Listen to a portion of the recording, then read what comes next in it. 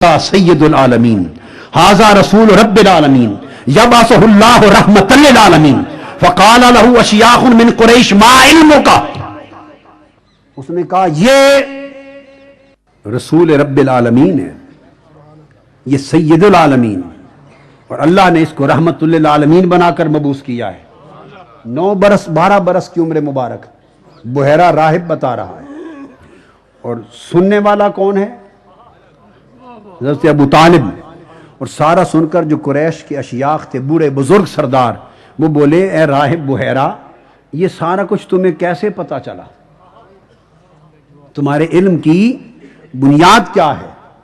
بحیرہ راہب نے جواب دیا، بنیاد فقال انکم حین اشرفتم من العقبہ لم یبک شجر ولا حجر الا خر ساجدا۔ اس نے کہا خدا کی قسم میں نے دیکھا جب تم گھاٹی سے اترے، میں نے دیکھا نہ کوئی درخت ایسا تھا نہ کوئی پتھر ایسا تھا جو اسے دیکھ کر سجدہ نہ کر رہا ہو۔ اور اس نے کہا ہم نے کتابوں میں پڑھا ہے کہ درخت اور پتھر سوائے نبی کے کسی کو سجدہ نہیں کرتے، یہ نبی آخر الزماں ہے۔ اور اس نے کہا کہ یہود اس کی طاق میں ہیں۔ یہ باتیں ہو رہی تھیں تو اتنے میں 8 یہودی وہاں آ نکلے تھے۔ کتنے؟ 7 یہودی، 7 وہاں نکلے۔ اس نے پوچھا حضرت ابو طالب اور قریش سرداروں کے سامنے، بھئی تم کیوں آئے ہو؟ ان سب کے سامنے انہوں نے کہا ہمیں اپنے کاہنوں راہبوں نے خبر دی ہے، اور بڑے عالموں نے خبر دی ہے، کہ رہبانوں نے خبر دی ہے، احبار نے خبر دی ہے کہ محمد صلی اللہ علیہ وسلم آخر الزمان نبی پیدا ہو چکا ہے، اور خبر یہ ملی ہے کہ وہ اس آج کے ان دنوں میں ملک شام کی طرف سفر پہ ہے، ہم انہیں پکڑنے کے لیے نکلے۔ بحیرہ راہب نے کہا حضرت ابو طالب کو، ان کو کہا کہ تم نے دیکھ لیا، سن لیا، شام میں نہ لے جاؤ، یہ نبی آخر الزمان ہے، لوگ ان کے در پہ ہیں، انہیں آپ بحفاظت واپس بھیج دیں۔ اب اگر حضرت ابو طالب ابو بحیرہ راہب کی اس بات پر یقین نہ کرتے تو سمجھتے گپ مار رہا ہے، ہمیں خوش کرنے کے لیے، چونکہ میرا بیٹا ہے، بھتیجا ہے، ویسے ہی بات کر رہا ہے، تو بات ادھر سے ادھر نکال لیتے، اور اس کے بعد کھانا کھا کر، وہاں کھانا کیا اس نے حضور کے اعزاز میں، اور آگے چل پڑتے۔ مگر عمل کیا؟ دعوت سے اٹھے تو ہم تمام کتب میں، مصنف ابن ابی شیبہ میں ہے، امام حاکم نے مستدرک نے بیان کیا ہے، اور دیگر کتب حدیث اور کتب سیر میں امام بہقی نے روایت کیا ہے، اور اتنی تمام کتب کے اندر کثرت کے ساتھ یہ روایات آئیں۔ آپ وہاں سے اٹھے، دلائل النبوت میں بیان کیا، اٹھے، حضرت ابو بکر کو بلایا حضرت ابو طالب نے، اور حضرت بلال کو بلایا، ان دونوں سے کہا کہ آپ نے بات سن لی، سن لی، اب یہ اللہ کے نبی آخر الزماں ہیں، یہود جان کے درپے ہیں، حضرت ابو بکر اور حضرت بلال رضی اللہ تعالیٰ عنہما، ان دونوں کے ہاتھ مصطفیٰ کو واپس مکہ بھیج دیا۔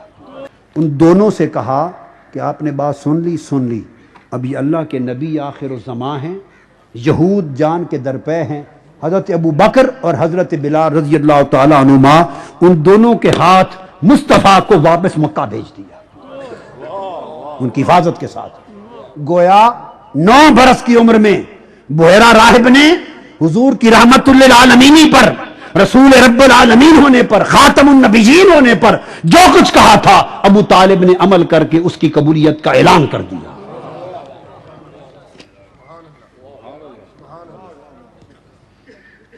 آگے پھر ابو طالب کے ایمان پر بات کرتے ہوئے ہمیں اس نقطے پر غور کرنا چاہیے کہ ان کا طرز عمل تاجدار کائنات کے ساتھ کیا تھا۔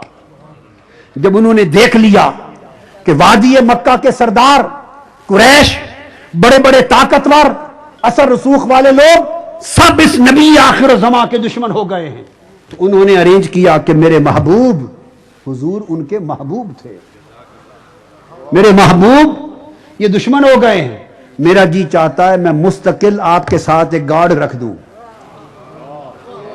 ہائے ہائے ہائے، کہیں ایسا تو نہیں کہ اس وجہ سے بھی ابو طالب کی دشمنی بڑھ گئی ہو کہ حضور کا گارڈ کیوں رکھا تھا؟ محافظ نہ رکھتے تو شاید ہمارا ہاتھ پہنچ جاتا کچھ کرنے تک۔ علی کو محافظ نہیں دے رہا بلکہ باری باری محافظوں میں علی کو بھی محافظ بنا رہا ہے. حفاظت مصطفیٰ کی کر رہے ہیں ابو طالب. تو کچھ تو سمجھ ہے نا بات کی. ہائے ہائے ہائے ہائے. یہ ان کا طرز عمل ہے. یہ تو تھا جو حضور کی 40 برس کی عمر مبارک سے لے کر 53 برس تک 13 برس ہر روز یہ عمل رہا کہ حضرت ابو طالب 13 برس تک ہر روز ایک گارڈ مقرر کرتے. اور پھر یہ محافظ اور گارڈ کا عمل، یہ طریقہ جو چچا نے بنا دیا تھا، یہ مدینہ میں بھی جاری رہا. اور مدینہ میں بھی در دولت کے سامنے مسلح گارڈ کھڑا ہوتا. اس وقت تک یہ معمول رہا جب تک یہ آیت نہ اتر آئی واللہ یعصمک من الناس. اللہ نے آیت اتاری، جبرائیل میرے مصطفیٰ کو بتا دے محبوب اب گارڈ ہٹا دے، ہم خود تمہارے گارڈ ہو گئے. ہائے ہائے، اب ہم خود تمہارے گارڈ ہو گئے. اللہ نے فرمایا یعصمک من الناس، اب میں عاصم مصطفیٰ ہو گیا ہوں. میں یعصمک، یعصم فعل ہے، مضارع کا صیغہ ہے، تو اس کا فاعل اللہ ہے، فاعل عاصم کہلائے گا. اور اس کا مفعول جس کی عصمت حفاظت ہو رہی ہے وہ مصطفیٰ ہے، تو عاصم خدا ہوا، معصوم مصطفیٰ ہوا. یہ تو ہے 53 برس کا معمول.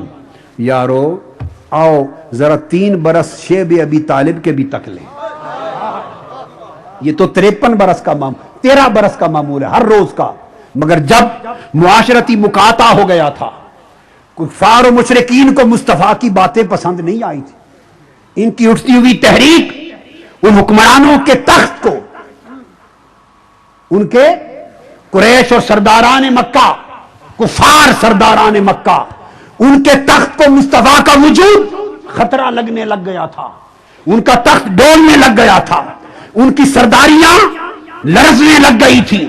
انہوں نے کہا مصطفیٰ نے تو ہماری سرداریوں کے نظام کو چیلنج کر دیا ہے. وہ دشمن ہو گئے اور بڑھتے بڑھتے وہ دشمنی یہاں تک پہنچی کہ مصطفیٰ کی خاطر پورے بنی ہاشم کے ساتھ بائیکاٹ کر دیا اور ابو طالب کے نام پر شیب ابی طالب میں قید کر دیا. کیوں کیا؟ ان سرداران قریش کافروں کے اس تخت کو خطرہ لاحق ہوا وجود مصطفیٰ سے کہ یہ تخت ظلم و جبر کا تخت، جہالت و کفر کا تخت یہ لرز رہا ہے. وہ جو تخت جب یزید بیٹھا، جس تخت پہ یزید پلید بیٹھا، تو پھر وہ تخت کوئی اور تخت نہ تھا، وہ تسلسل سے پھر وہی تخت بن گیا جو اس کو خطرہ مصطفیٰ سے لاحق ہوا تھا. آج اسی تخت کو حسین سے خطرہ لاحق ہوا. 3 سال شیب ابی طالب نے قید کر دیا. اس عرصے میں کیا معمول تھا؟ آؤ ابو طالب کا معمول سن لو. امام ابو نعیم اصبہانی بیان کرتے ہیں دلائل النبوت میں، حافظ ابن کثیر بیان کرتے ہیں البدایہ والنہایہ میں، امام بہقی دلائل النبوت میں، صاحب سبل الہدا بیان کرتے ہیں امام شاہ علامہ شامی، امام شمس الدین ذہبی بیان کرتے ہیں، اور دیگر محدثین اور مورخین نے اس کو کثرت سے اتفاق سے بیان کیا. خاص بات بتانا چاہتا ہوں، 3 سال رہے شیب ابی طالب میں. تو احادیث کی کتب میں کیا آیا ہے؟ کہتے ہیں وَكَانَ أَبُو طَالِبٍ إِذَا أَخَذَ النَّاسُ مَنَاجِعَهُمْ، جب لوگ رات کو اپنے اپنے بستروں پہ چلے جاتے، ابو طالب کے کام سن لو. ابو طالب کرتے کیا تھے؟